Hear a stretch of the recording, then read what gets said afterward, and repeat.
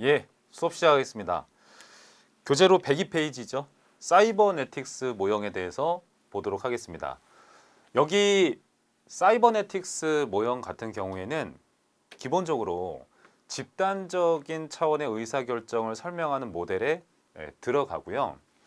여기에서 사이버네틱스 모형은 기본적으로 그 결정자가 인지적 능력의 한계가 있음을 인정합니다. 따라서 당연히 불확실성을 인정하는 개념이 되는 거예요. 제가 한번 예를 들어서 설명을 해볼게요. 여러분들이 이거를 생각을 하실 때 여러 가지를 떠올릴 수 있는데 기본적으로 인공지능 있죠? 인공지능 컴퓨터 같은 거 있잖아요. 얘네들의 의사결정을 설명할 수 있다. 뭐 그렇게 보셔도 상관은 없습니다. 그 메커니즘을 이 사람도 활용을 하더라. 그런 얘기인데 예를 들어서 뭐가 있냐면 알파고 생각하시면 좋을 것 같아요. 알파고. 여러분 알파고가 뭐예요? 그 바둑 두는 기계잖아요. 바둑. 와. 저는 뭐 바둑을 잘 못 둡니다만은 이 바둑 두는 기계가 이렇게 세상에 나올 거라고는 저는 정말 어렸을 때 전혀 생각을 못 했어요. 그래서 바둑을 전문적으로 두는 바둑 기사분들도 직업으로서 가지고 있고 하나의 스포츠 경기이지 않습니까? 근데 그 알파고라는 기계가 인공지능 컴퓨터가 나왔을 때 이세돌 씨하고 대국을 두었잖아요. 근데 만만치가 않았어. 하지만 이세돌 씨가 한 판 이겼었단 말이죠. 그러면은 왜 알파고가 이세돌 씨한테 이렇게 한 번 졌느냐? 여기에 대해서 설명할 수 있는 힘이 있어요. 한번 볼게요. 이 사이버네틱스 모형은 인공지능의 결정을 설명을 하는데 인공지능 컴퓨터도 세상에 있는 모든 정보를 다 보유하고 있지는 못하다. 즉 어느 정도의 불확실성 속에서 결정을 해나간다고 봐요. 자, 그러면 설정된 목표는 기본적으로 대국에서 승리하는 거겠죠. 바둑에서 승리하는 거예요. 그걸 위해서 SOP를 컴퓨터에다가 다 저장을 해둔 거죠. 어떻게 했어요? 수많은 바둑 기사들이 두었었던 그 기록을, 데이터를 컴퓨터에다가 다 입력을 해놓은 거죠. 그럼 걔가 그 데이터를 바탕으로 계속해서 새로운 지식을 확장해 나가는 거예요. 그렇지 않습니까? 이러면서 이 SOP를 통해서 이세돌 씨가 한 판 두면은 자기도 두고 그 대국의 기록에 있으니까 이미 자기 데이터 속에. 근데 왜 졌냐? 자기 데이터 속에 없던 수를 이세돌 씨가 두었기 때문이에요. 쉽게 말하면 그렇잖아요. 그거를 매우 큰 불확실성에 직면했다 이렇게 제가 설명을 한 거예요. 그래서 시행착오적인 학습을 하게 되는 거죠. 그래서 이세돌 씨가 처음에 이제 한 판 이겼잖아요. 그러면은 이제 연구자가 그 데이터를 어떻게 하는 거야? 알파고에다가 입력을 시켜두겠죠. 그럼 시행착오를 겪은 그 학습 내용이 SOP에다가 추가되겠죠.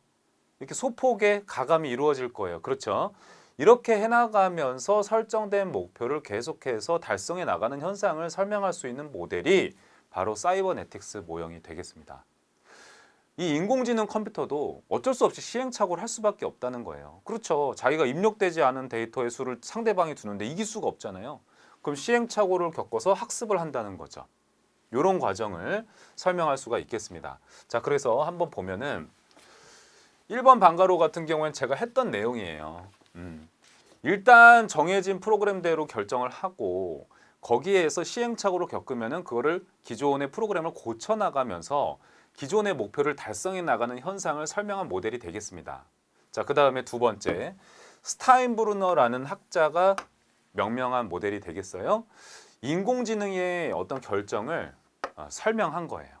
인간도 혹은 조직도 이렇게 결정을 하더라. 그래서 인공지능을 응용을 해서 관료제라는 조직도 이렇게 결정을 해나간다. 그런 면이 있다는 겁니다.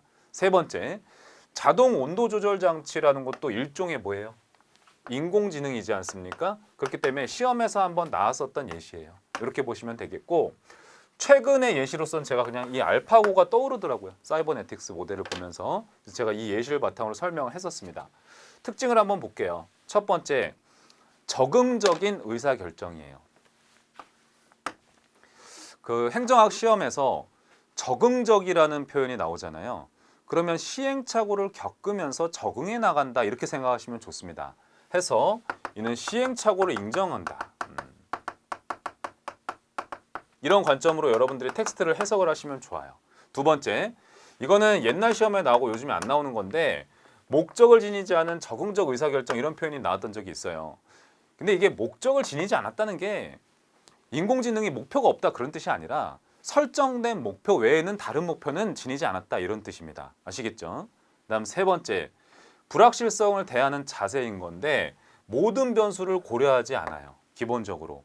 일단은 그 설정된 목표를 달성하기 위한 규칙으로 행동을 하되 큰 불확실성에 직면을 했을 때 시행착오를 통해서 고쳐나가는 거잖아요.